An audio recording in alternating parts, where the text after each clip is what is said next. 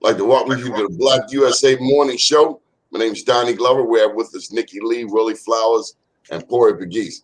Corey, we know that your time is limited. Tell me about the trial. Were you surprised?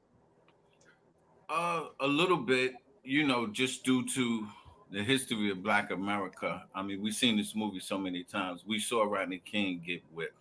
We saw Eric Garner get the life taken out of him. But this case was unique in that the world got to see 9 minutes and 29 seconds. But still, even being in policing all these years, it's so hard to convict a police officer in America. But this case, I really thought they was only going to charge him one. 3 is a home run. It's a touchdown. It's a goal. It's whatever you want to call it. It is what it is.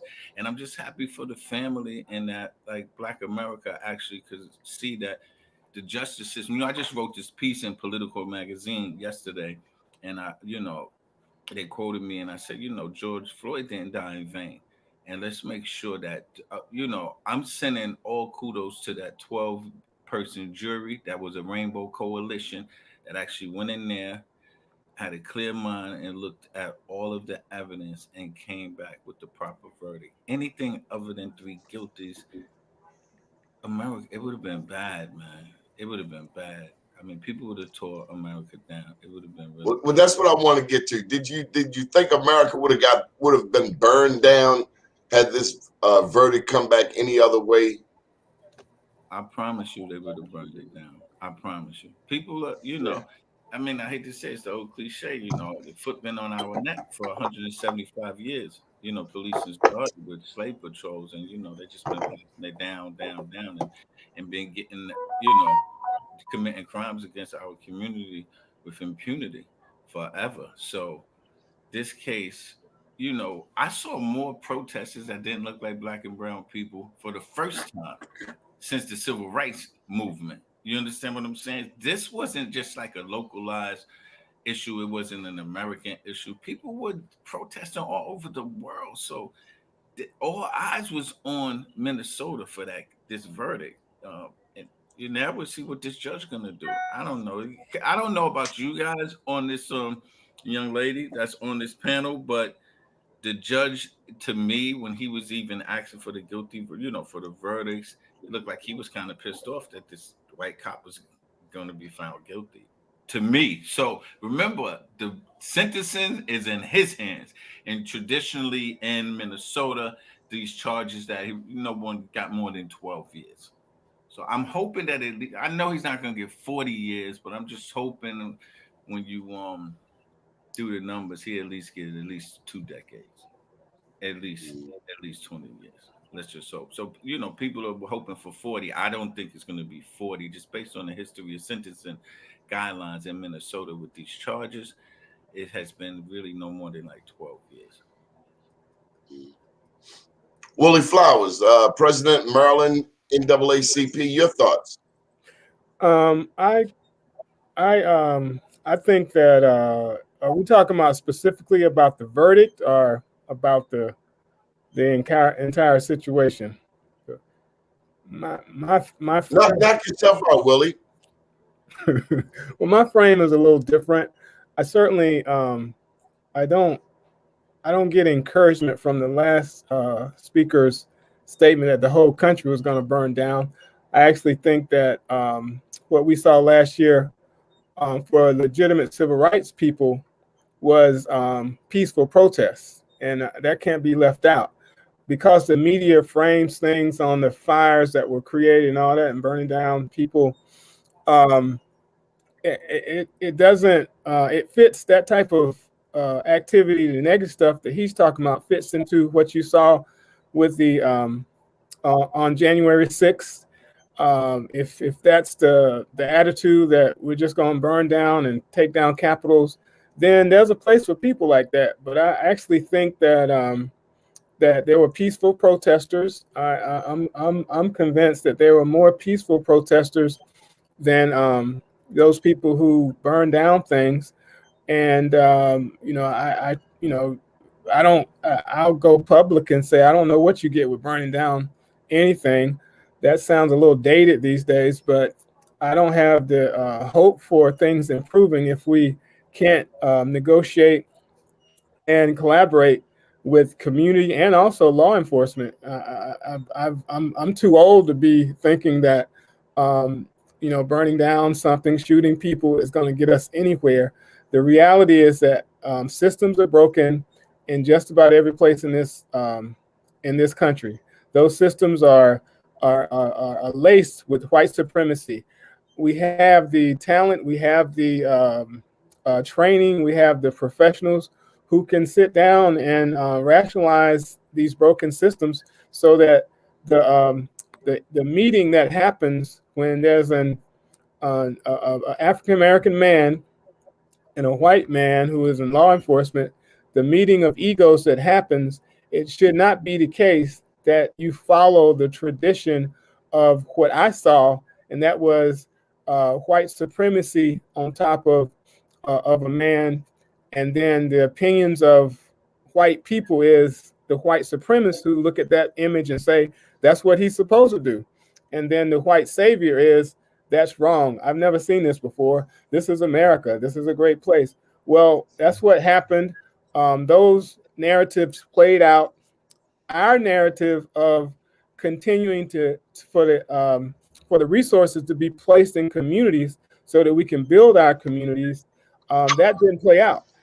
This is an opportunity for us to demand that right now, that we demand that the resources coming from President Biden's infrastructure policy or plan, we demand that that same energy that put and broke these communities because of white supremacy is put into communities so we can build them up, so we can have a Hey, company. Willie, I gotta cut you for a second. You see, we got a big panel. Oh, I'm sorry. Go ahead.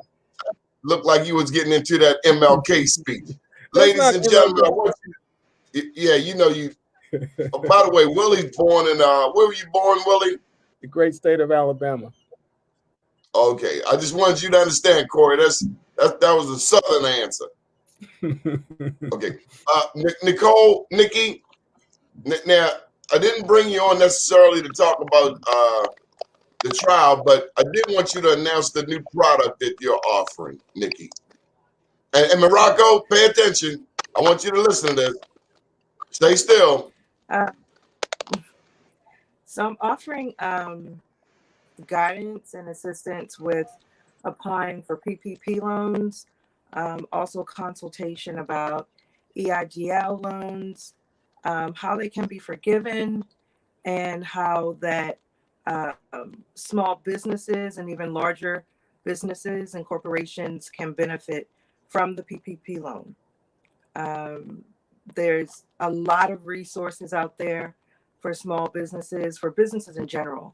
And I'm just really compelled to help the community to get what they need.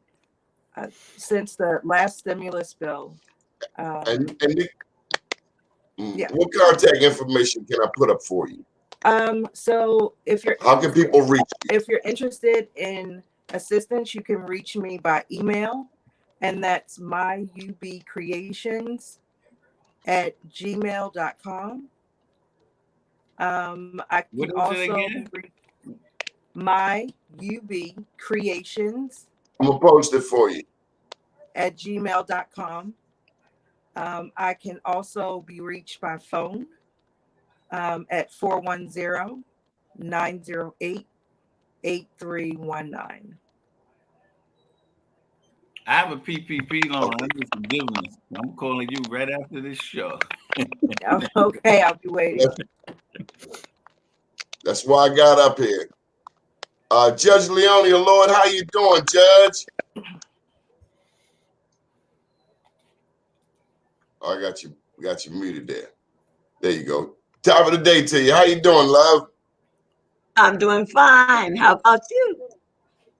Were you surprised at the guilty verdict? Kind of. Only because it's been such a long history of not winning those types of cases. I mean, from the Rodney King day on, And I say Rodney King because that's the first time that I can recall any type of video was even used. And in spite of what we saw, what our eyes saw, it just totally went against the grain of how the jury came in. So, and we've seen case after case after case, or charges weren't even brought. So when I was definitely hopeful, as I said before, I hoped that the jury would not get hung up on things like, oh, well, he had some drugs in the system, he had this and he had that. What was the substantial cause of death? And that film, I hoped that they didn't see it so many times that they became numb to it. I wanted them to still see and feel what that man was going through, but you never could tell with a jury. You just can't. I've had a lot of jury trials in front of me, and I would meet with them afterwards, and I'd ask them questions like, why did you reach the decision that you did? And just to see how the mind of the jurors work. I was a juror one time myself before I, became a lawyer, but I had just finished law school, and everybody said, "Oh, they're not going to pick you. They're not going to pick you." And I didn't think they'd pick me either. And they did, and everybody, all the lawyers that I knew, they would walk by the courtroom and kind of wonder, like, why are you on there? But I wanted to see what actually happens as a juror. What do they talk about? Do they really not talk about a case all that time amongst themselves? And the hope, I wanted to know, and that would be my only time I would probably ever get a chance to know, by sitting as a juror myself. And when they came in, they had relaxed around me. So when they came in, they did what they would do, and they chatted about the case that I was on. So knowing how do jurors go back and come forward, I was thinking about all those cases I've had in front of me, and I see a jury totally, because there's some evidence that can't come in, and they would have gone the opposite way that I would have gone. And the first question a jury Well, hold on for a second. We're going to lose Corey in a minute. Corey, any thoughts about that before you go? I know you got another segment to do. Any thoughts on the speed of the verdict? Well, listen, I think the judge and plug your book too, Corey. Let me see your book. Well, I'm in Maryland right now. I'm in great Willie state of Maryland right now, so I'm not home. Where's my book? I'm at my sister's house. They probably got my book around here somewhere. But it's Once a Cop, The Street, the Law, Two Worlds, One Man. But as the judge I think the judge, she's much more educated in criminal justice than me. I just have a few degrees. But listen, when it came with less than 10 hours, being in law enforcement for so many years, I knew it was going to be a guilty verdict. I just didn't know if they was going to be guilty on all three charges. I knew for a fact it was no way after 10 hours they was acquitting this guy. It was no way, just based on the medical evidence. And I think that medical doctor, that first one that they brought on, like, he was the star of the entire, trial.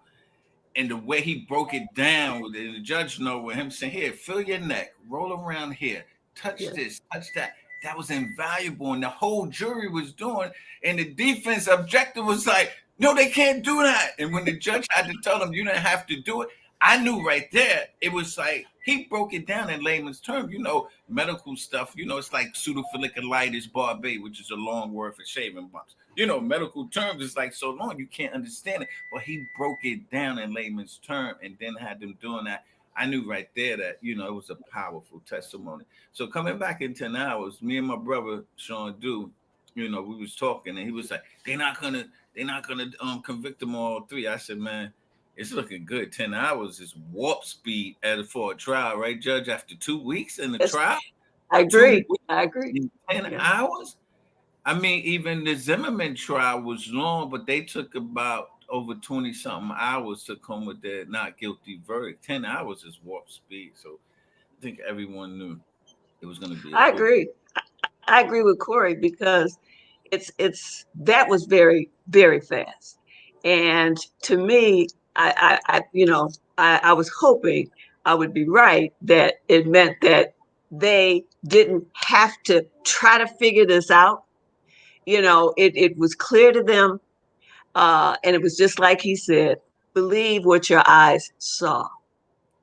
And I think the clincher, when he said, even a little 9-year-old girl could see when she said, get off of him. Those type of things humanize a lot of this for that jury. And you are absolutely right. And one of the key factors I thought was that the police were not on trial, but the police chief and all of the high ups came and testified against an officer. They refused to hide what he had done. And I think that played a crucial part too. The doctor you're talking about and those police officers that would not condone his behavior and did not accept that as training. And I think that played a key part in what those jurors were looking at. Of course, the defense is going to try to throw in all kind of balls in the air and try to distract, etc. But the key factors, as you pointed out, okay, was that testimony from that doctor who really broke it down. Really, and even when he came back talking about carbon monoxide and all that, he was clear and to the point. So we're going to erase any kind of doubt you want to keep throwing in there. And because that was his job, that's the defense counsel's job. Let me just throw enough things in the pot to make just one juror. That's the problem I had. I said, I hope there's just not one that sits up there and says, I made up my mind. No, I can't do it. You get people like that, and I was just hoping in Minnesota, Midwest, wherever the hell it is on the map, that it wasn't one cop lover. Because Willie, yeah, we all know Nicole, Morocco. If you have one cop lover on that jury, right, they're not even really listening to the testimony. Exactly. Was praying that it wasn't one cop lover on that jury. Right. They had to be neutral minded, and if they favored them at all, like you said, if you get somebody that is just pro cop, they can't hear what's being said. They got blinders on from the beginning, and no matter what you present to them, as far as they're concerned, that officer did what, maybe in Chauvin's mind, he may have convinced himself that what I did was right. If you listen to some of the tape, even though, there's no way to explain a lot of that stuff he did. And, to continue with your knee after the medical folks come and say, move, the man is not moving. He hasn't been moving for 4 minutes at all, and so, for him to keep this posture, I don't know what state of mind this man was in, except it never stopped. It never stopped. And you have people that will actually convince themselves that I did something that was right. But I was hoping a juror wouldn't. Let me go to Morocco. Morocco, you've seen PTSD in action. Do you think in any way Derek Chauvin had some type of trauma that happened to him?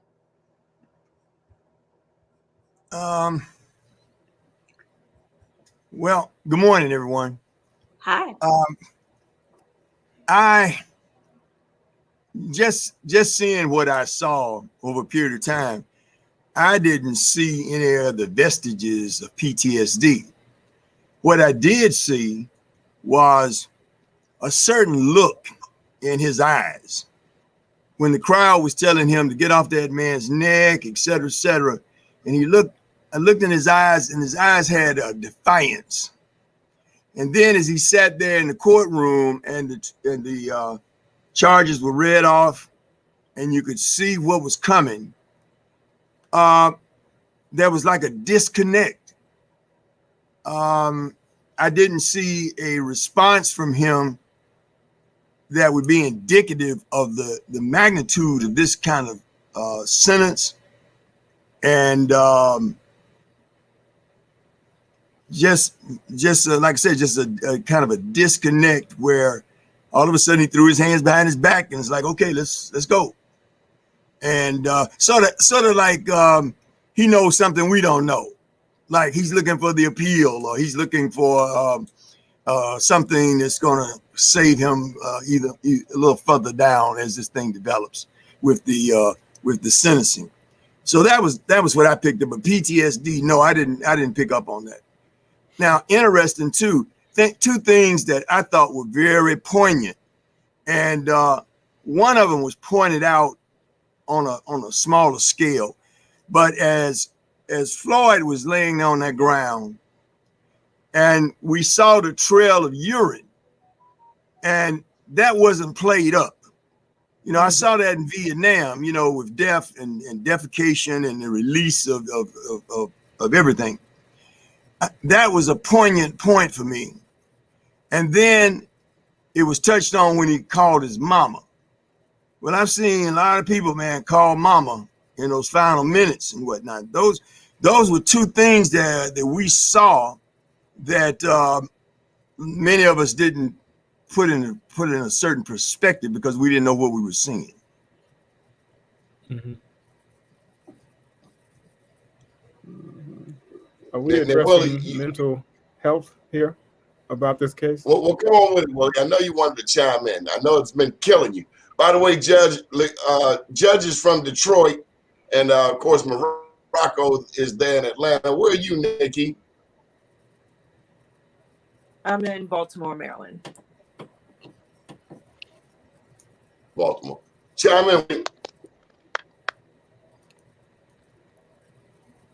Well, I just want to address the fact that I think that we're all suffering from PTSD. It doesn't take a mental health professional to come to that conclusion. If we're sitting watching this case all day, and whatever your profession is, and I mean these various Terradome, I guess, predictions and expectations, that's some help we all need. I think that everybody needs to take a break and start doing some deep breathing, meditation or something, because again, we're all affected by this. It's a double entendre of the quarantine and being isolated, being away from people.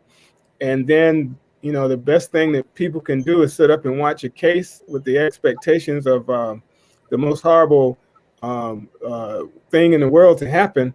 I think this officer isn't the only one. I mean, it's very common in first responders and military officers for PTSD. But I think that, considering everything that has been said right here today, that we all need to be, take a break and change these systems so that we can be encouraged to get help with the mental health challenges that are more common than people who are sane. I don't even know what sanity is anymore, considering what we're going through. Judge, he makes a great point I never had considered. America had to watch all of this in the middle of a pandemic. I agree. I agree with him because, I think not just for young Black males, but women too. How do they feel now? We've been closed in so long. How do they feel now when they go to the store? I watched in the case of the young man with when the officer says she went for her, thought she had her taser but didn't, and his panic after he went and got in the car, because the first thing you're thinking of is that, are they going to kill me? And it's I mean, why wouldn't he? Look at all of the things that have transpired, not to mention the ones we don't know about. Okay, the hundreds and thousands of Black males and females that have died like this. There was no videotape. There was nothing. No one was recording anything. And it was swept under the carpet. Look how long Breonna Taylor's case had to come back to the forefront. Okay, again, only because of folks really getting out there protesting. So has it affected us? Absolutely. Absolutely. You know, it doesn't matter even what your occupation is or anything. It doesn't matter. You got a black face out there. And depending upon that person with that badge on in that car following you, I've been followed. Okay, I knew I was being followed. Okay, because of the kind of vehicle I was in. I was just ready to be stopped. Okay. And the bottom line is that I said, I know where I'm at. I know he's following me. I saw him whip out and then he got right on me. And then he pulled away. What did he do? He ran my plate. You know, I remember when I first became a judge and I heard an officer say, we stopped him because we knew that that plate, you know, was not right. And as the questioning went on, it was like, well, how you know, he said we ran it. And we run plates when we suspect it's you know, you've passed the time of you getting it. In other words, maybe your plate expires this month, but it doesn't expire until the 28th exactly. Okay, but you riding around, and they see that tab, and they see that month, and then they run it. So when they run it, and if your birthday has already passed, even though you're still in that same month, they're gonna pull you over. And I questioned that officer because I wanted to know, well, how did you know his birthday? He said, because we run all the places when we see that. We get behind them and we run them all. And you should have heard the courtroom. They were amazed. And this is when I first got on the bench, and so was I. So I know after We're being not on the bench, amazed in Baltimore. Yeah. Not at all. Any They don't even. excuse you can't give They the don't even police run you. any excuse to pull you over. Yeah, they don't. That's run the you. only reason why I got the COVID shot, because I didn't want to get pulled over. Yeah, they don't run. They don't run your plates in Baltimore. They just walk up on you. So, He don't live in Baltimore. He don't know. I spend more time in Baltimore than I do anywhere else.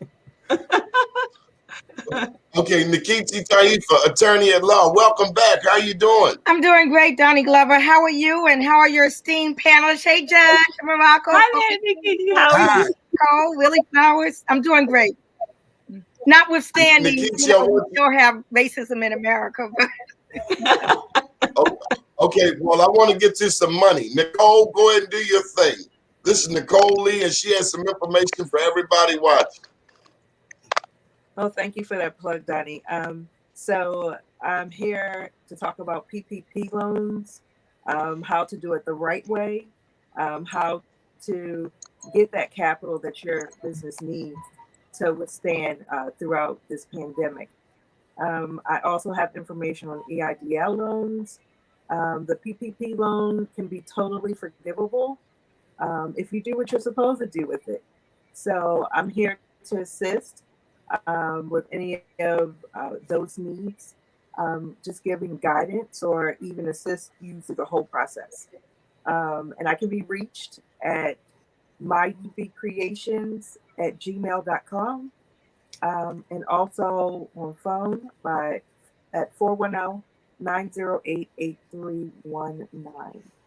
It's time for our community and the businesses in our community to stop being a hustle and to become completely legit. And this can happen through this avenue. Judge, did you know that inmates can get a check? No, I didn't know they could get a check. I'm glad they can.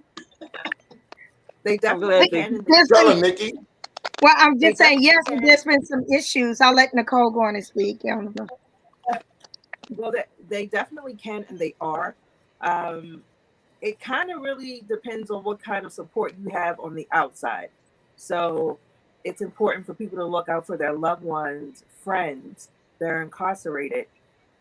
So I know personally of inmates. I've helped many families get their inmates the stimulus. So that would be the $1,200, the $600, and now just as early as recent as yesterday, I start getting reports that inmates have been getting that $1,400 check as well. So it's definitely doable. That's something else that I can help guide you through if you have a loved one or a friend that is incarcerated.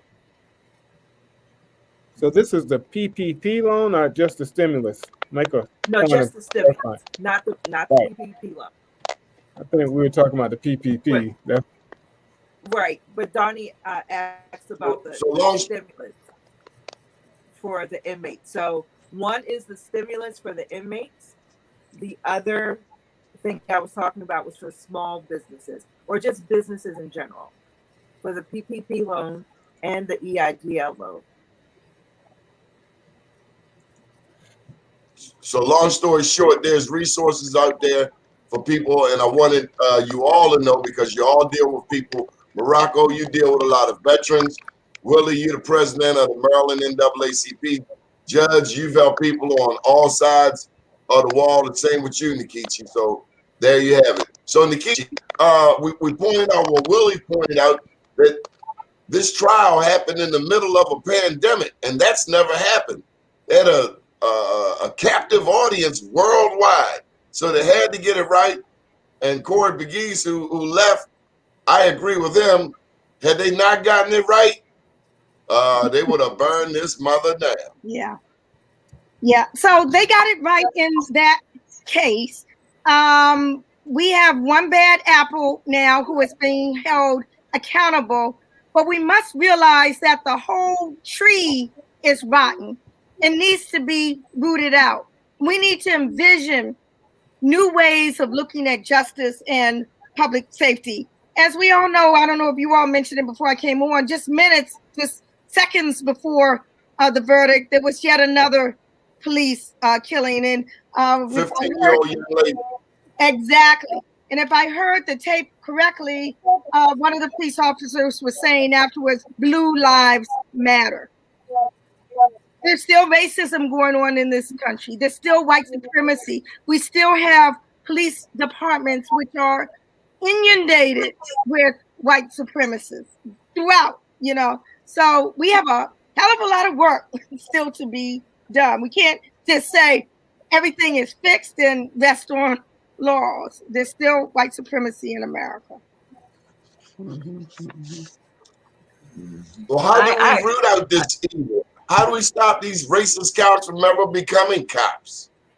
Hey, bro, it's as she explained, the tree is a sick, racist, whatever you call the tree. So we got to plant new trees, and planting new trees means, again, advocating for resources in our community, since that's what we depend on. I mean, the tradition and our Black African experience was to depend on ourselves, our institutions, our people, being inspired by our people and inspiring our children. Since we done forgot about that, we have to advocate for the resources that build communities. And I'm talking about, again, I want to focus on this once in a lifetime, once in a century, probably opportunity that should happen with the Biden infrastructure policy that everybody's talking about. Those are trillions of dollars. We should be be demanding that those, Baltimore City is an example. The number of vacant and abandoned houses is astonishing. If that money is not going into revitalizing those homes and communities in a city where you have homeless people everywhere, then we're missing an opportunity. It's happened before. In this case, I think after World War II, they did the same type of investment and gave it all to white people and a few African Americans.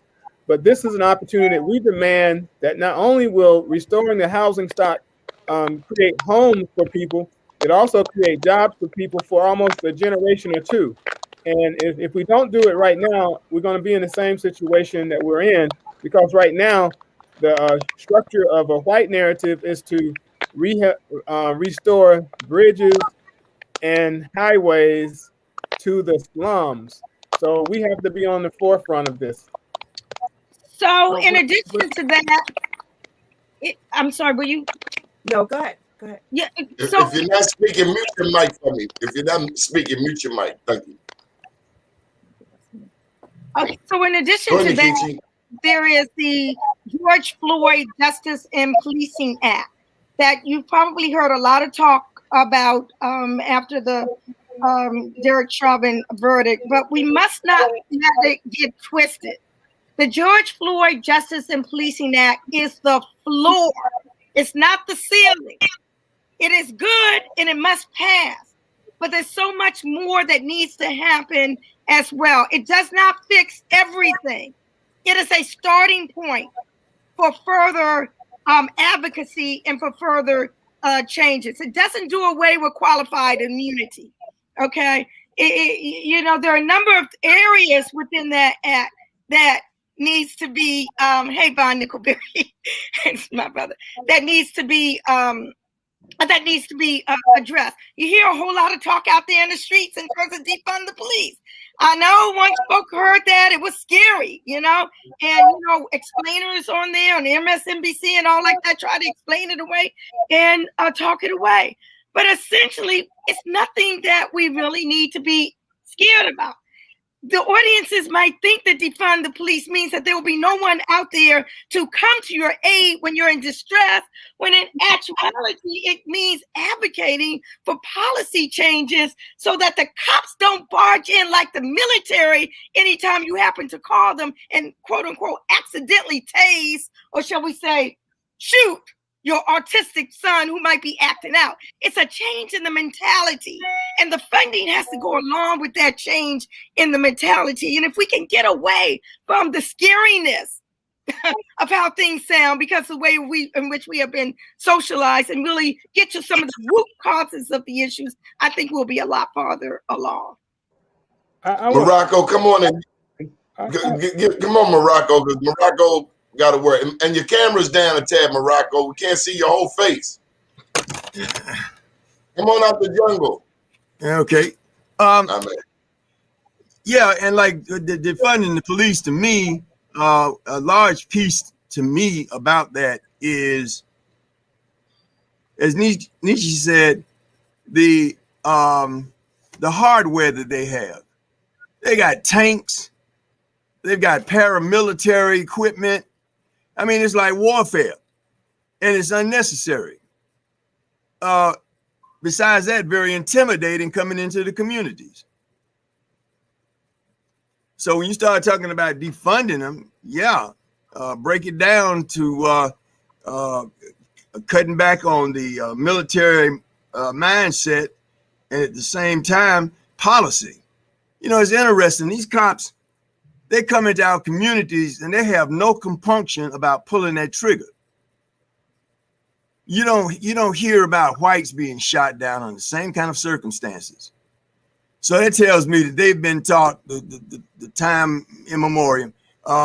Look, when you go in these communities, you want to come home every day, and you're going into a jungle, and if you have to kill one of them to get back home, do what you got to do. We got the police union. We're going to have the good attorneys for you. And the first thing we want you to say is that you were in fear of your life. Now, you fully loaded down with all your equipment and warfare, but you're in fear for your life. So those are the kind of things that need to change. I agree. I agree with what he's saying and what Nkechi is saying. The bottom line is that whole mindset that officers have. And to me, when laws were passed where officers were it was no longer a requirement for you to live in the community that you are servicing, then that distance allowed you to look at people like they were animals, like they were something else, as Morocco described, like they were. And so all of this, if you start that situation, then you have to have something. And I think a lot of psychiatric counseling has to go on. I think a lot of changing has to go on for the mindset to change. Because if they come into our city with a mindset that it's us against them, and it's because they don't know us. They don't know us or see us as a people. And that's where the problem becomes. When you no longer look at Black people as people, just like you, but you don't look at us like that. And you come in here. So all that money going into all those tanks and things of that nature, that just feeds that whole mentality of coming to combat the enemy. We're not the enemy. We are not the enemy, but that mindset has to change. And so if they have to get rid of some of the folks in there, they got to get rid of them. Because if they are so poisoned that they cannot understand, they cannot look at us and see us as people, they don't need to be there. They definitely don't need to have guns in their hands patrolling our neighborhoods, because they're not protecting us. That's what they're supposed to be doing. That's what our tax dollars are paying for. I don't pay you to come in there and treat me like I'm a criminal before I open up my mouth. I don't even have a chance. When I saw the little boy and his hands was up and he threw a gun, so what? They always throw guns. So what? They don't have them anymore in their hands. Why would you shoot? Mm-hmm. Why would you shoot? I agree with you 100%. It's not just the 1033 program that transfers military equipment from the military to police departments. It's the fact that they have guns, period. If the police can't tell the difference between a gun and a taser, yes, if they don't have enough discretion to not shoot to kill when they haven't fully assessed the situation, maybe they don't need to be carrying guns. There are countries in this world that do not carry guns.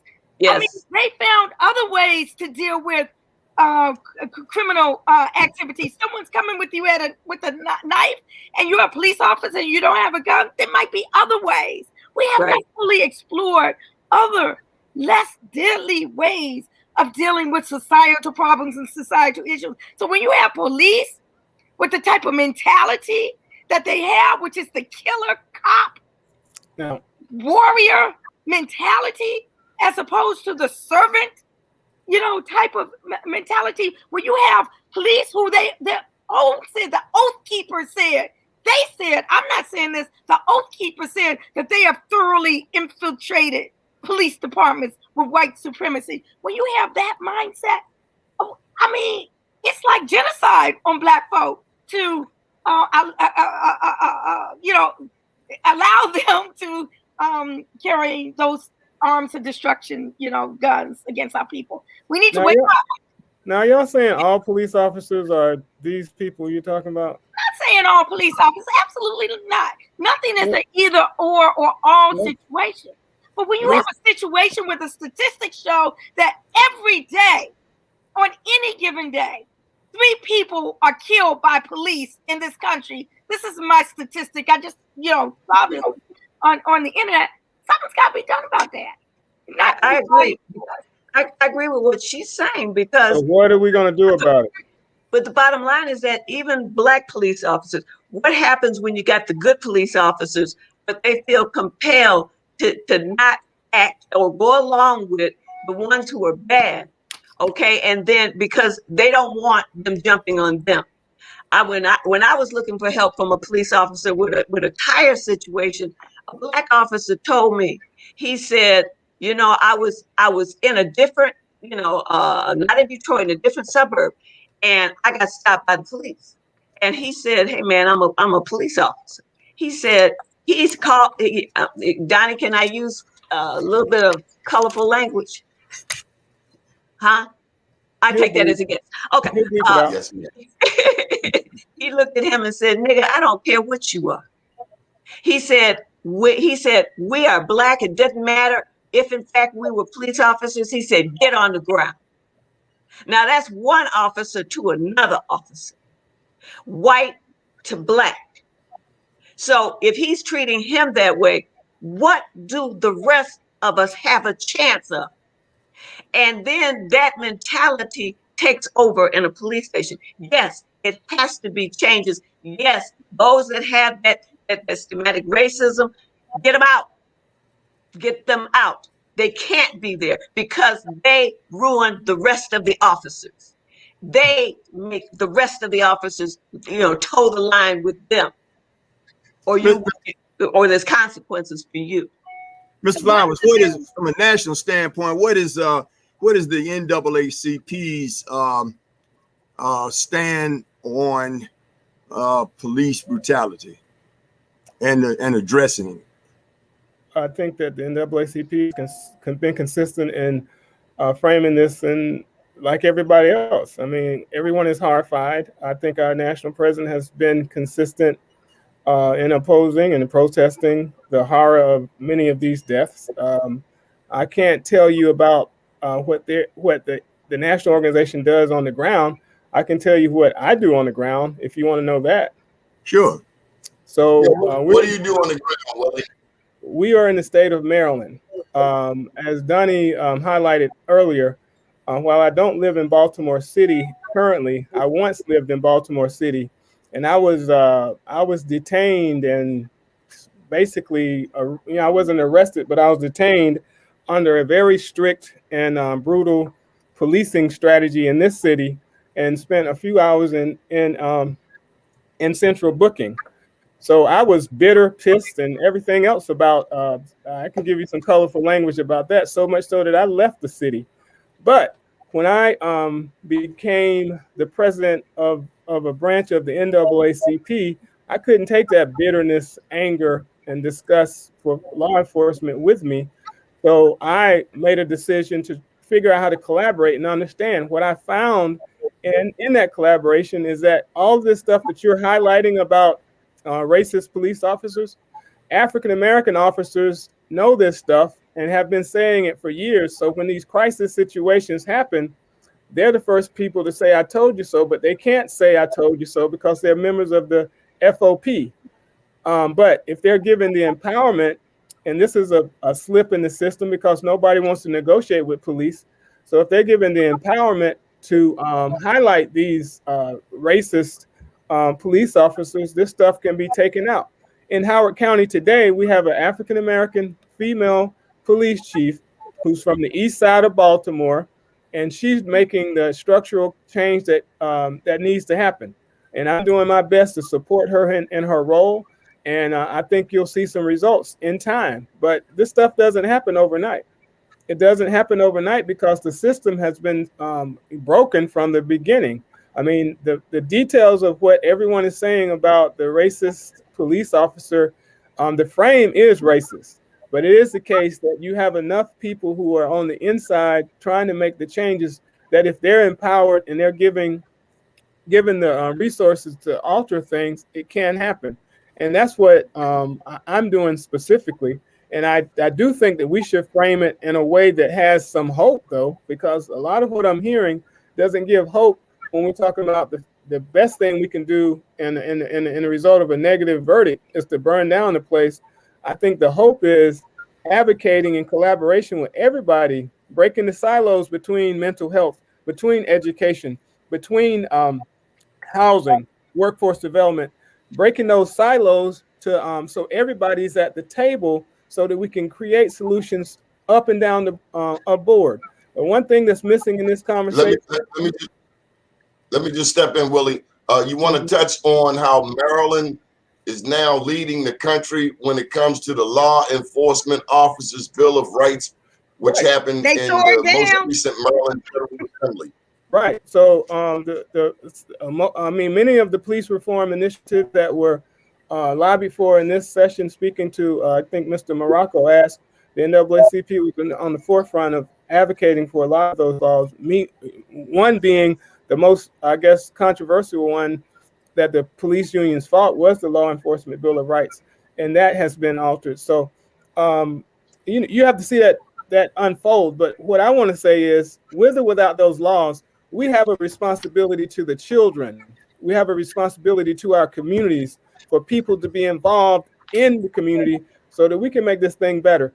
If we change laws, as we know, it doesn't change the hearts of people.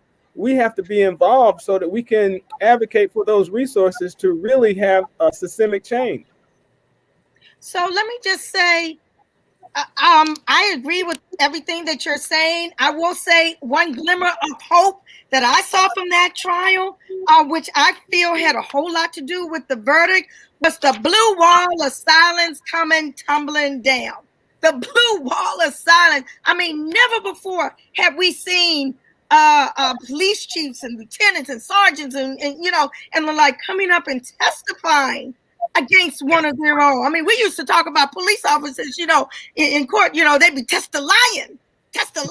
Well, we had police upper echelon coming and actually testifying because they knew it was the right thing to do. And you talked about the Federal Order of Police unions. They wield so much power. They're the ones who paid for the defense of Derek Chauvin. They wield so much power, and something needs to be done with respect to that. So I salute Maryland for taking that first step. It's a model for the rest of the country in terms of, I mean, it sounds nice, a police officer Bill of Rights. I mean, who would want to talk against a Bill of Rights? I mean, you know, these terms, a joogie boogie, I mean, you know, they're not what they sound or, you know, appear to be. So. Nicole, go ahead and plug your. Well, I want to address something real quickly because we're talking about systems. What we haven't reviewed is the history of the police unions, because they piggybacked on labor movements that helped to keep people in jobs, so that they, you know, considering the impact of policing, they use the same strategies of labor unions over the years to empower themselves, and they have more money to do it. And this point I'm making is that's about systems change, and we just have to be keen on that so that it doesn't happen in the negative moving forward. You know, so that's something that we have to highlight.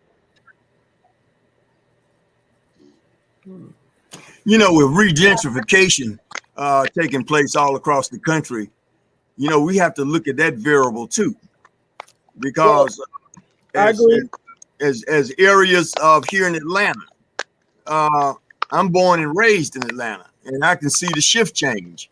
It's a paradigm shift, and as the majority race is starting to move into certain areas, they want to feel warm and fuzzy and comfortable, and they want to know that they've got police that are going to, you know, soften the entryway for them. So then you got a little gang and a gang with the police departments that are going in and using power plays on the citizenry to force you out, to scare you out, or just to put it on your mind that there's a change. And so we have to be cognizant of that, because we're going to bump up against it as we look at what Mr. Flowers is talking about, empowering the communities.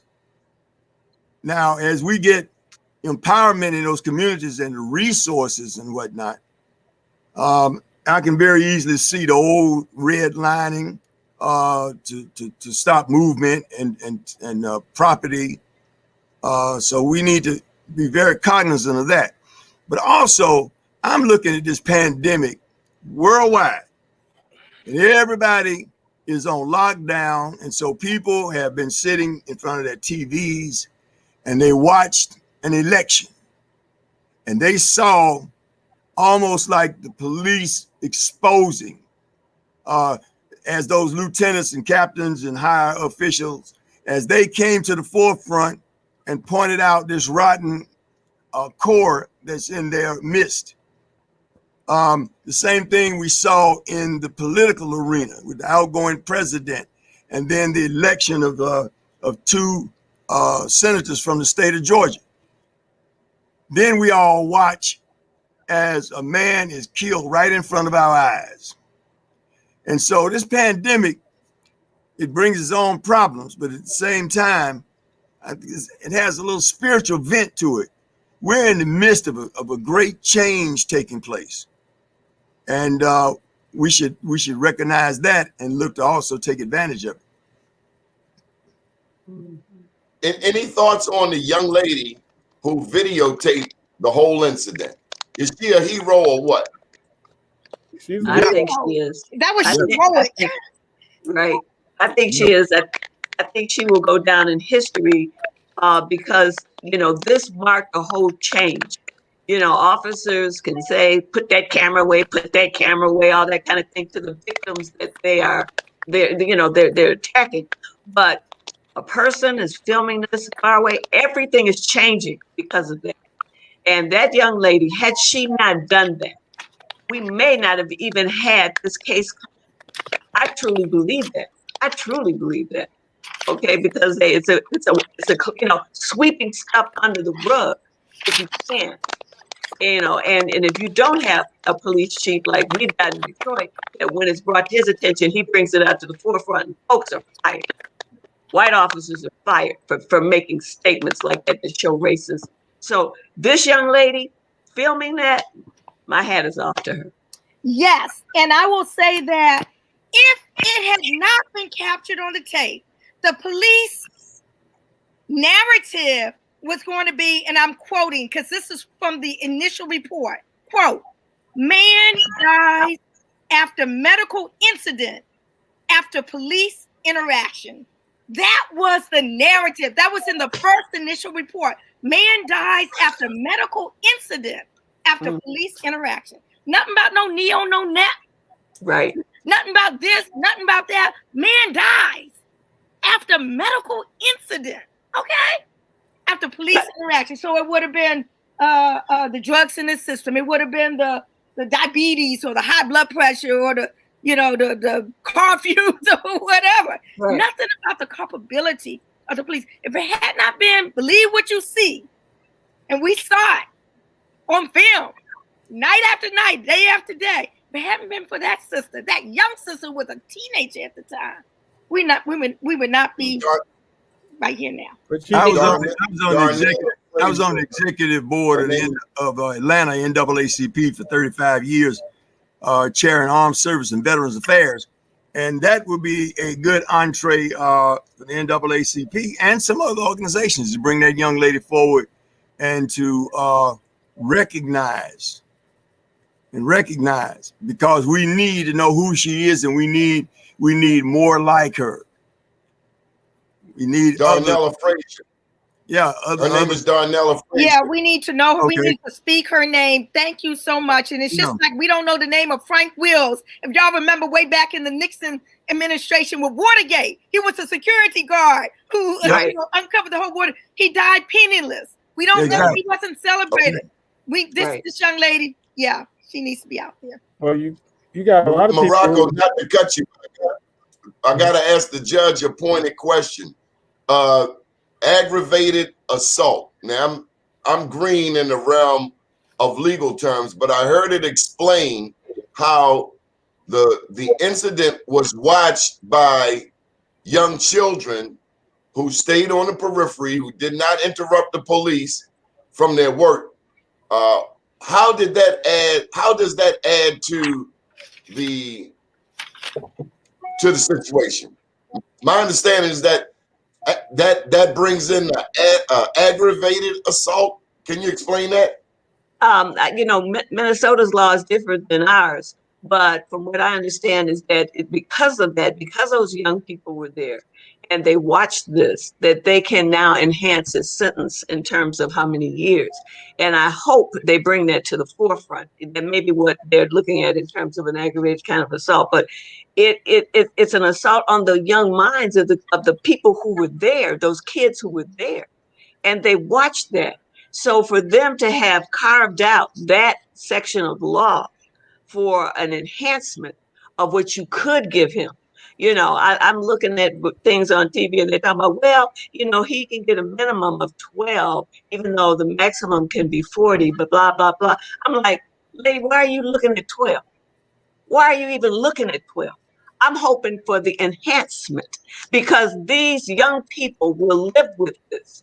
Even as we watched it on TV, looking at it, and we hadn't seen it for almost a year, all of a sudden chills went down me. I remember watching it on Facebook. The first time I saw it on Facebook, her film, and tears came out my eyes. I didn't know who I was watching. Why was this officer doing this? Why won't he let the man get up?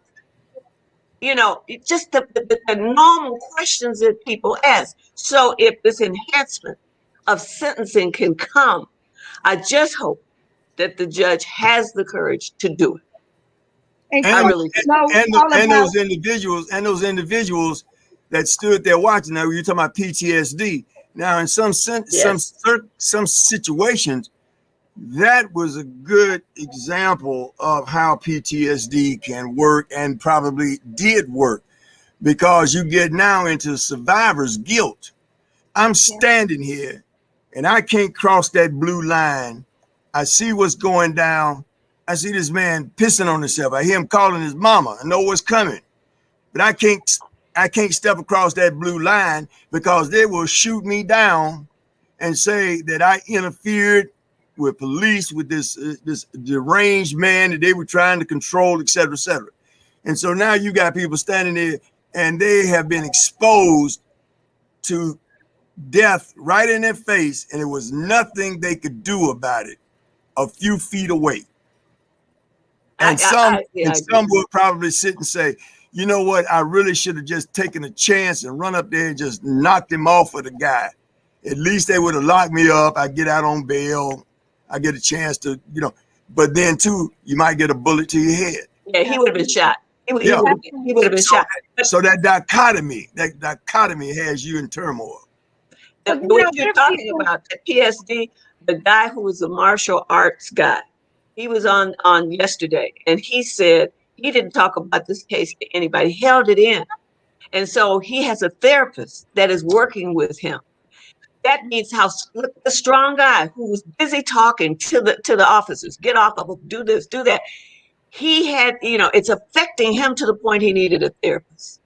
So you're right. It is PTSD. What they have watched, all of them out there, all of them, and even some coming through the screen. It's reliving some things in a lot of people. Yeah, it's what they call trauma porn. Okay, we're being all of us are being subjected to it day in and day out on the screen. Trauma porn. And when we talk about sentencing, look, y'all, we all know there are people serving life without parole sentences for drug offenses. Right. For drug offenses, life without parole. So when you talk about 12 years or 8 years or whatever in terms of the statutory, minimum for murder, even 40 years at a max for murder, when you look at the comparisons for what people are serving time, primarily, disproportionately Black people are serving time for, I always feel the whole sentencing structure needs to be dealt with, but he needs to get commensurate to what people are already serving time for in prison. Well, I'll add here, if you're going to talk about sentencing, that he won when death penalty wasn't on the table. I mean, prosecutors usually try to say that you need a death penalty in order to get a plea agreement. Well, the death penalty in this case, where you had somebody standing on someone's neck, was never even on the table. I don't know the laws in Minnesota, but it was never mentioned that this guy would be tried for the death penalty. And I do want to acknowledge what she said about trauma porn, but I also want to remind everybody that you need to back away from it so you're not further traumatized, because all of what we're talking about is speaking in a vacuum if we're not doing anything to change it. So get your... Well, I'm glad you mentioned that, Willie, because just last week, Nkechi was on this network talking about reparations. Nkechi, does reparations play a role in this? Well, my position is absolutely, particularly when you see and know that the roots of policing today, harking back to the enslavement era, harking back to the capture of runaway slaves. That's the roots of policing, the patty rollers from back then. And it's been like an unbroken chain from the enslavement era to the chain gangs to the black codes. It comes all the way down to racial profiling and mass incarceration. All of those are symptomatic of that original sin. And then Morocco, somebody was talking about earlier, the housing and the economic wealth gap and the educational disparities and the health deficit and all. It's all interconnected. The harms were multifaceted. Remedies must be there to be multifaceted as well. And HR 40, which is the bill in Congress, the Commission to Study and Develop Reparation Proposals for African Americans Act, is a first step to begin looking at these multifaceted harms and finding multifaceted remedies to them as well. Now think about our ancestors, man. Back in the South Carolina, Georgia, Alabama, Mississippi. We're dealing with sort of the microcosm now. But think about back in 50, 60, 70, 80 years ago, when our ancestors had to go through the same thing and they had no court system, they had no legal redress. And you look up and they tell you, last week, two guys down the street here, they took them out and lynched them. And then they leave them up so that you pass by there for a couple of weeks and watch them die, watch them hanging to put something on your mind. Now, speak about PTSD and speak about the trauma. PTSD, you know, we as Black folk through slavery and that slavery and the mental slavery and the police slavery, we have a scar on our DNA, and it's been passed on and passed on and passed on. And we could have all the side. We could go to Dr. Alvin Poussaint, but he's limited in what he could do because he's got the same scar on his DNA. So when we talk about reparations, man, we're not just talking about, you know, reimbursing me for the cotton fields and me building America. You know, reparations to me is also paying for the damage, the psychological damage that we as a people have to go through every day. Well, I don't want to steal but so much of your time. I'm going to go around the horn for your final thoughts. Nikki, this is your time to shine, lady. Oh, man. Well, I think, okay, well, I'm sorry. Nikki, which Nikki? I'm sorry. Nikki. Go, Nicole, Nikki. Go, Nicole, Nikki. You go. So I haven't had a lot of input during this conversation about the subject at hand, but I know historically, when we think about the civil rights movement and how it really didn't start to change until it was in the media and then you saw the dogs and you saw Bloody Sunday, that the whole country became enraged, and it was contagion. If you wasn't moved by those actions, then how could you not be moved is what I'm trying to say. So I think in the same way, in the 60s when we were going through that, I believe it's going to take a culmination of things today. We have to work together as a nation, not just Black America, but we need everyone across the board. We need a diverse strength of all the people coming together. And just like with George Floyd, because of the pandemic, we were all still, we couldn't move. And we were fixated on that. So I see the same diversity or even greater now.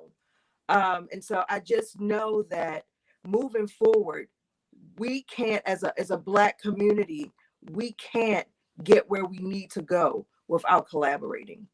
And on that note, I'm just gonna just remind you guys about the PPP loan, ways that you can enhance your business, keep your business afloat, also the EIDL loan, and also stimulus for inmates. If you need any information about any of this, I can be reached at myubcreations@gmail.com or 410-908-8319. Thank you. Good deal, Nikki. Thank you very much for joining us, and I appreciate you. Willie Flowers. Well, let's go to Nkechi Taifa, attorney in law. Plug your book, Nkechi. Plug your book. Memoir, My bad. Black Power, Black Lawyer, My Audacious Quest for Justice. And in light of that audaciousness, I just want to say, I spoke about defund the police earlier. I really feel it's important to take the scary out of today's challenging issues. I really feel that they need to be demystified. So in my closing, I just want to use another one of those audacious terms that people get scared about, but I want to take the demystification out of it, and it is the term genocide. Most folk think that genocide is just, putting the Jews and the Holocaust in the ovens, killing off all the native peoples. But the international definition of genocide, as adopted by the U.S., that judge is in the U.S. code right now. I'm just going to do the first 3 prongs. It's number 1, killing members of a group. Number 2, causing serious bodily or mental harm, okay, PTSD, to members of a group. Number 3, deliberately inflicting upon the group conditions of life calculated to bring about their destruction in whole or in part. That is just a part of the definition. Hopefully, Donnie, you can do a show on that at some time in the future where I can go more into detail. I would love because to. it's about demystifying what's already in the law. I would do it from the United Nations too. Say that again. If we did a show like that, I would go to New York City and broadcast live from the United Nations. America should be on trial. You should be the prosecutor, and Judge Lloyd ought to be the judge. All right, now. What I'm talking about. I interrupted you. Please go ahead. No. That's all. I just wanted to just leave that breadcrumb there for another time to get fully down in the dirty with it. Okay, give us a one-liner about your book. Hold up your book. Take your time. We got to plug these books. I didn't do that, Nkechi. You did that.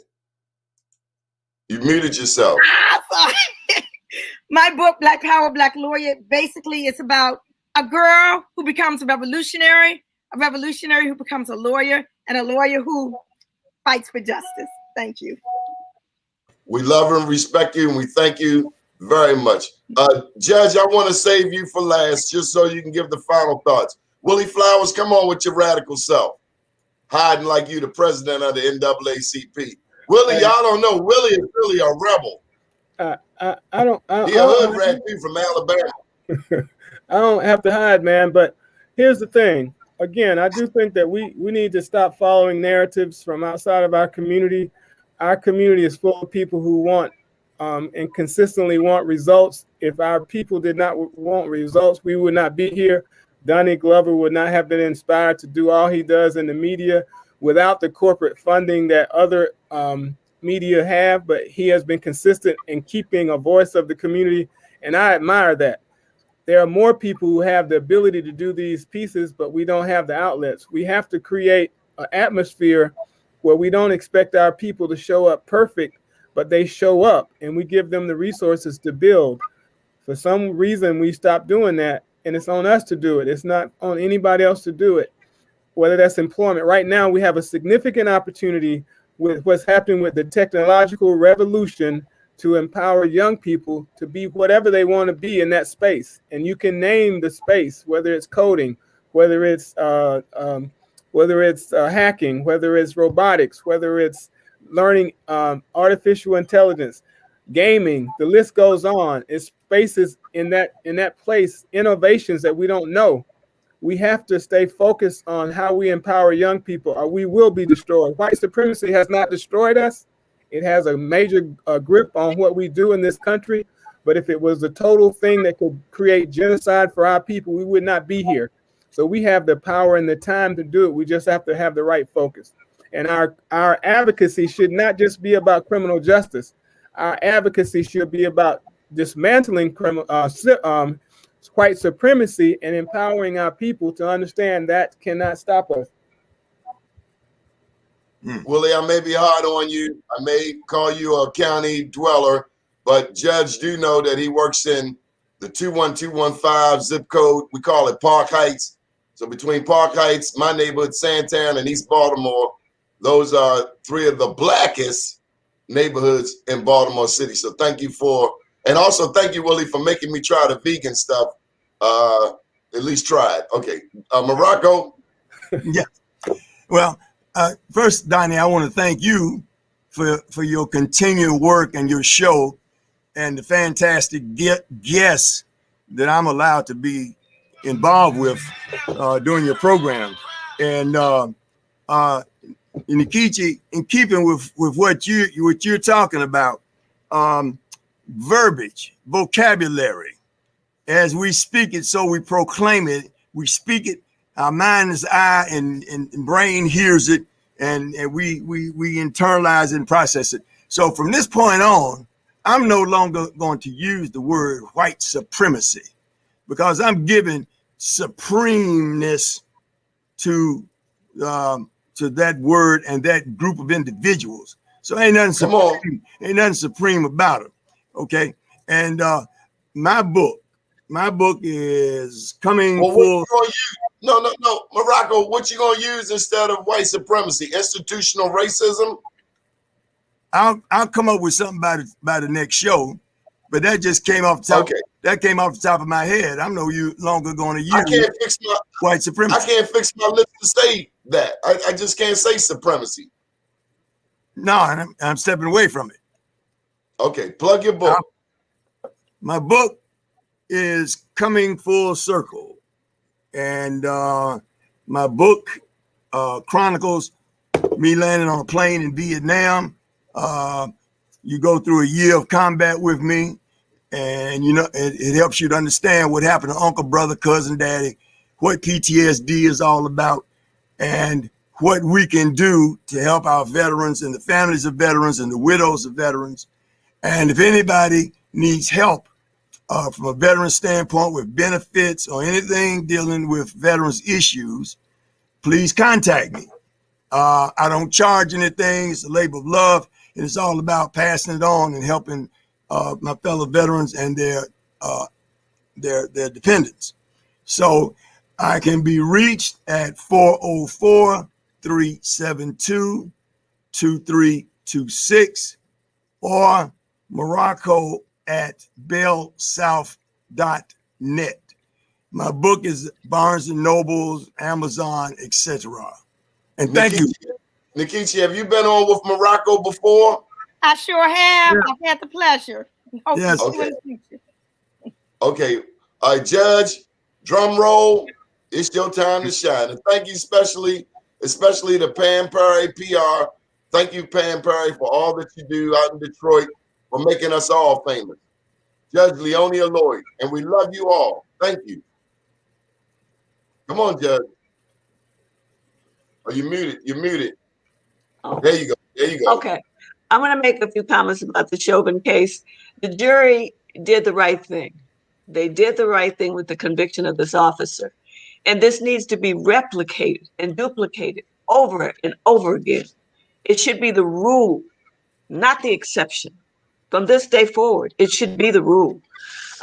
Because we've got a lot of work to do. A lot of work to do. And as Nkechi said before, this new law that they want to pass is the beginning. But everybody's got to get behind it. Everybody's got to get behind it because it's going to help save Black lives. But believe it or not, it's going to save a lot of lives out there of a lot of folks who are not Black. That's what I have to say. And I'll also talk about my book for a second. My award-winning book is, I got an award down here. Okay, and it came from Ontario, Canada, so it's global.